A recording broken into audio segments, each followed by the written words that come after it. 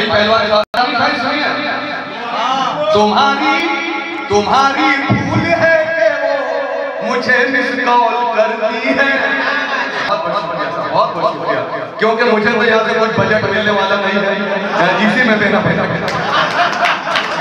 क्यों मेरा बहुत शुक्रिया। सुनिएगा साहब, मोहब्बत है आपकी चाहूंगा।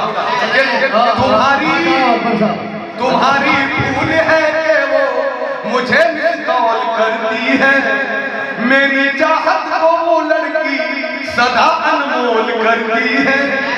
कभी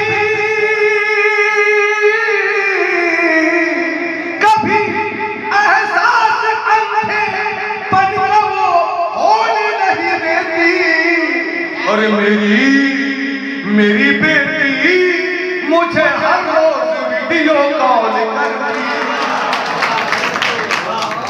क्या बात है।